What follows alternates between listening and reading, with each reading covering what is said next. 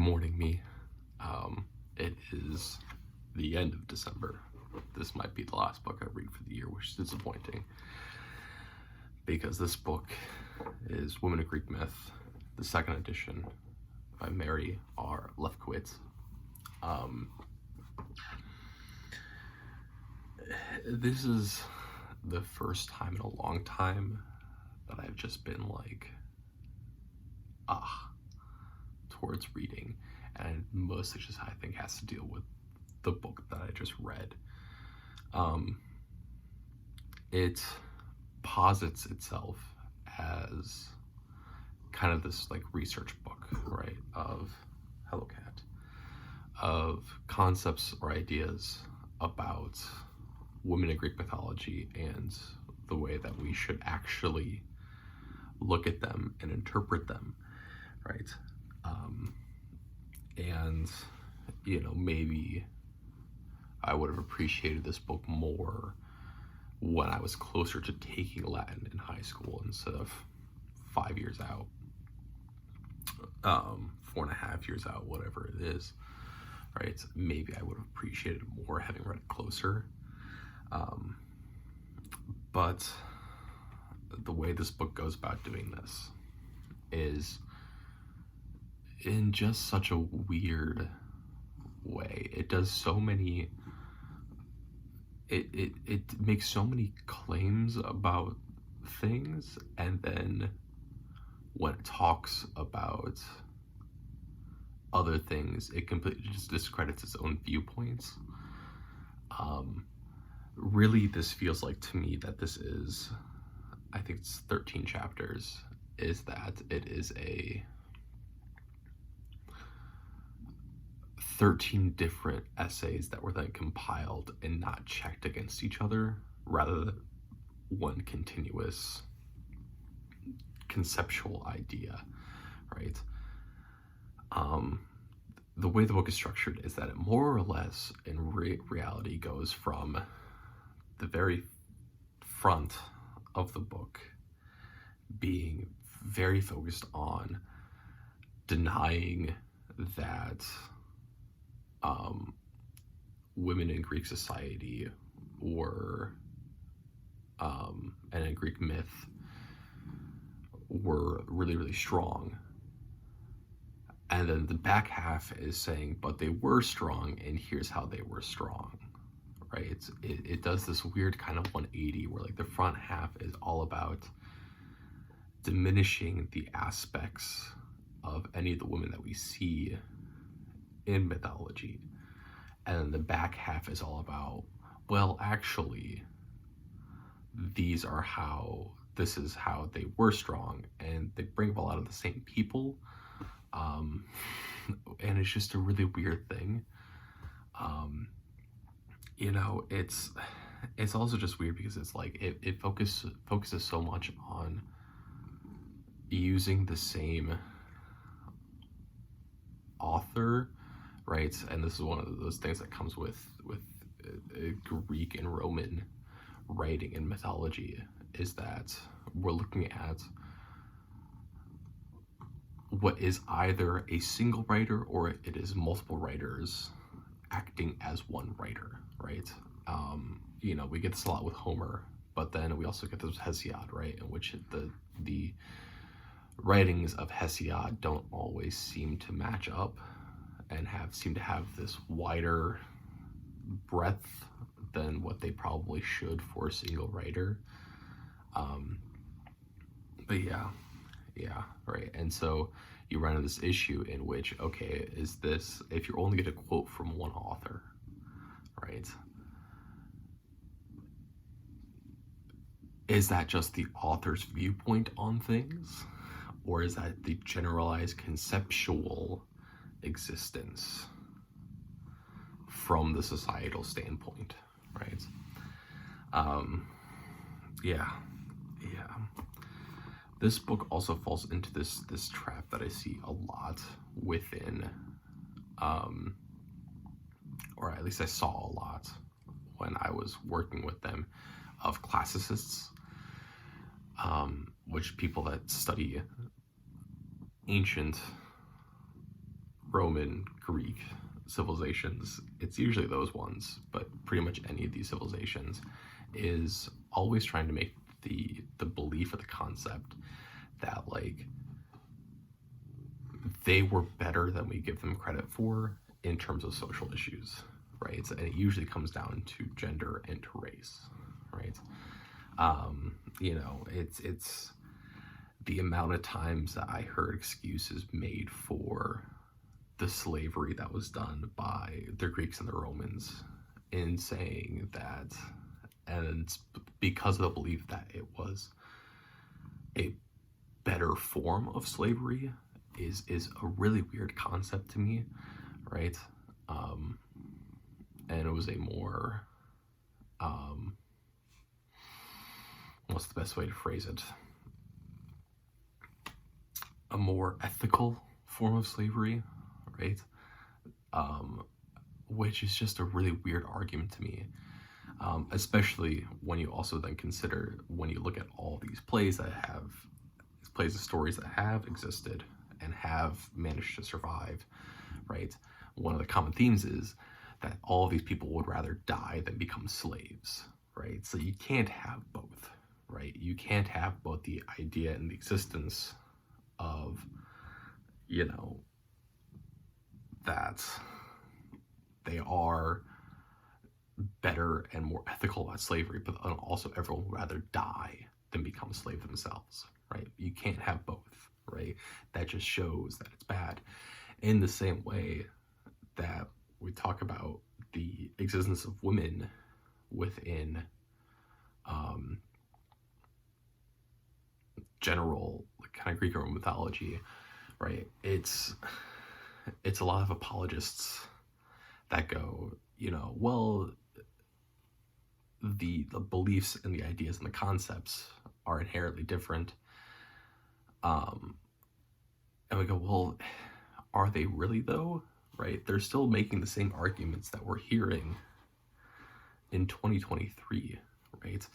Because so much of these arguments that I see about, and especially that Mary Lefkowitz puts out there, right, is that because women can't do the traditionally masculine things, is that their right to be, they should be within the home, right?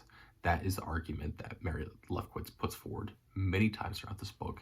It's also the argument that I see in modern day society right now, right?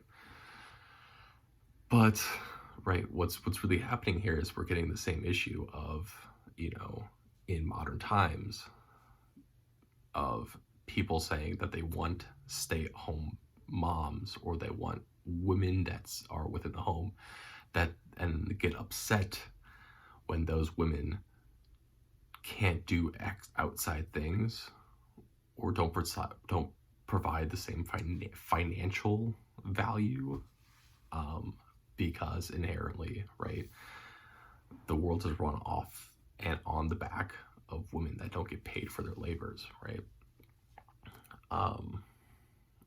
And so, right, we're running into the same issue, right? You know, Lefkowitz uses it's not Antigone, I hate all these Greek names. I get them, they go in one ear and out the other. But it is the play in which the women basically overthrow the male government and I believe they managed to kick all of the men out. I don't remember the name of the play. But, right,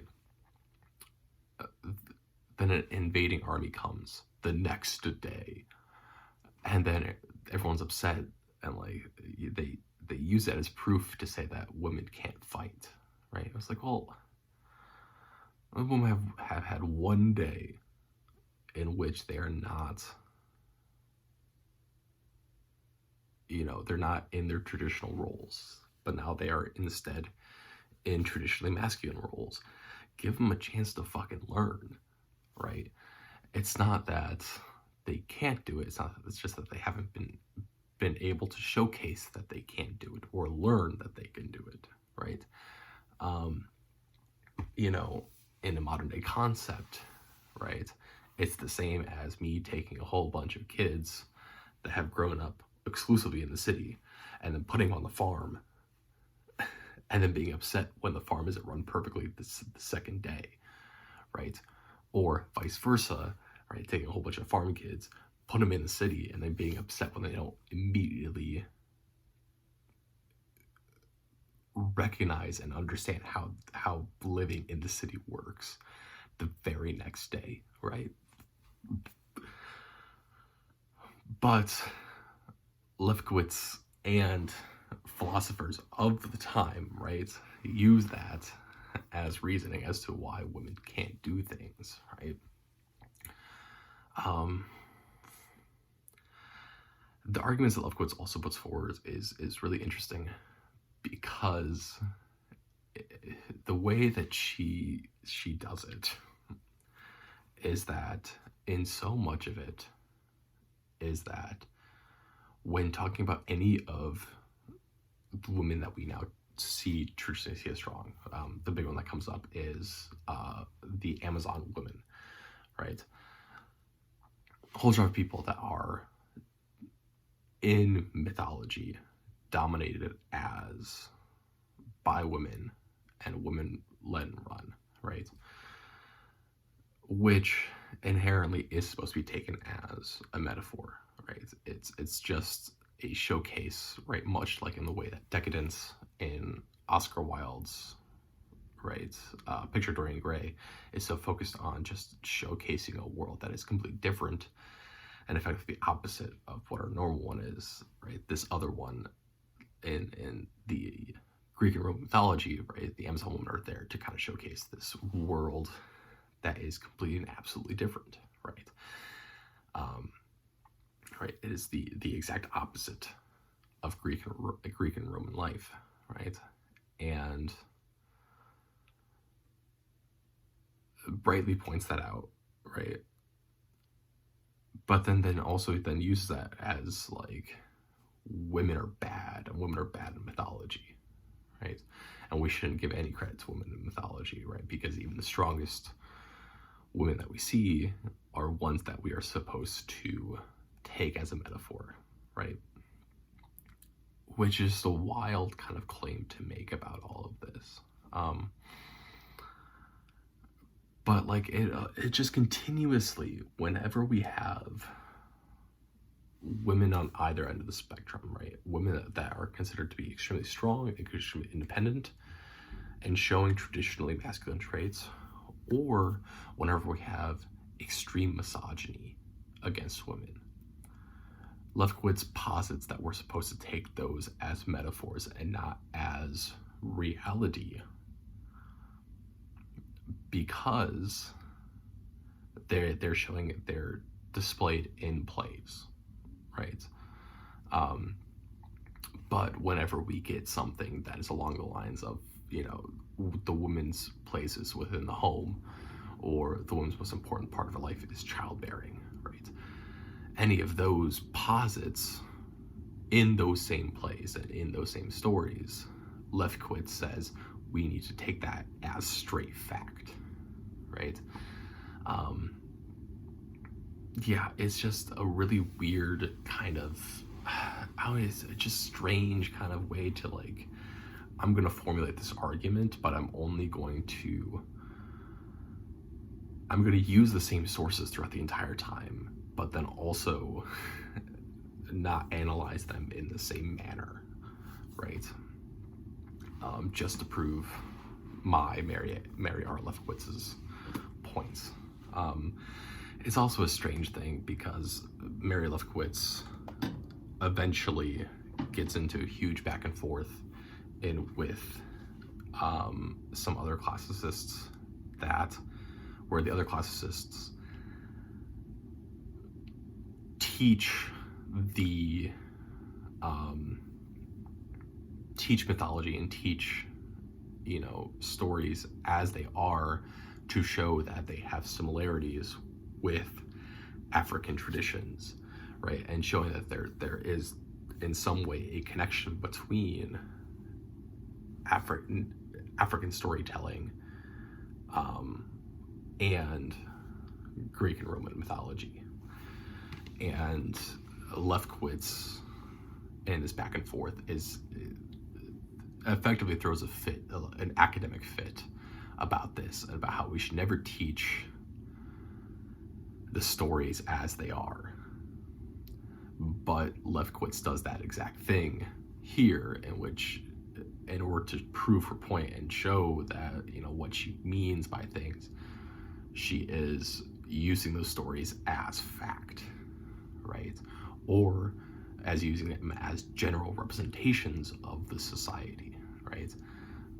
It's a weird thing. You know, God, but yeah. I think the other important thing to note here, right, is that one of the things that really made me struggle to read this book is the argument that gets made very early on, is that there is a distinctive difference between abduction and of the R word, right, of forced sexual assault, right? There's a different, Lefkowitz constantly argues that there's a difference between abduction and of forced sexual assault, right? Which is, I mean, I guess maybe you can argue that within Greek times that there was a difference, right? Maybe, possibly, right? But one of the things that constantly happens is that then she uses this argument to kind of focus on that what the Greek gods were doing in terms of mythology wasn't all that bad, right? Despite everything, right? There's a difference between they were just abducting the women or abducting the young men and then had sex with them, and then, right? But it was never the R word, because when the humans were being tricked, they went so willingly, right? It's a constant argument. It's an argument that she uses for an entire chapter in regards to specifically Zeus and Apollo, right? And does it with Hades as well, right? But when it comes to any of the women goddesses that then do this exact thing, right? She calls it the R word, right? Which then once again kind of goes to this whole thing that's been going on throughout this entire book, is that we're using the same words, or we're looking at the same concepts, and then calling the different things based on the gender of who's performing it, right? This also happens with, God, it's the Greek word for like the grabbing of the wrist, right?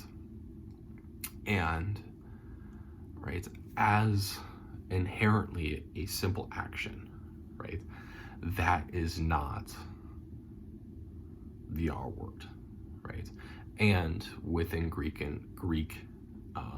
culture, right, at the time, that would have also been part of what we now understand as their wedding ceremony, right? In which, you know, is the grabbing of the wrists and the leading away that becomes part of the wedding ceremony, right? And when it comes to any of the male gods doing that, she only looks at, right, it is the simple grabbing of the wrists, and compares it to the whole wedding ceremony of like, and therefore it's not assault in any way, right? But when the women goddesses do the same thing, she looks at it as the entire act in of itself, right? The grabbing of the wrist and leading away is no longer part of this wedding marriage ceremony. It is now a part of the abduction and the assault by women goddesses, right? Which is it just continuously, we go through this over and over and over again, in which it just doesn't make sense as to what she's actually writing, right? This isn't a research book. This is a book that feels much more like I have a paper due in 2 days and I've read one book and I'm just gonna use that book. It feels way more like that than an actually developed research paper, right? Or research book, I should say. God. Yeah. You know, certainly I am not a classicist, right? I'm not someone who has studied extensively Greek and Roman mythology, right? I'm not someone who has studied extensively Greek and Roman history. But I am someone who has studied decently extensively how do we formulate arguments, right? And how do we approach and talk about those arguments, right? And this is one of those times where we look at an argument and we say, well, you're doing a bad faith argument, right? Because you're not treating things the same way, right? Yeah. You know, that's that. That's my thoughts on Lefkowitz and women of Greek mythology. You know, God, what a drag to end the year.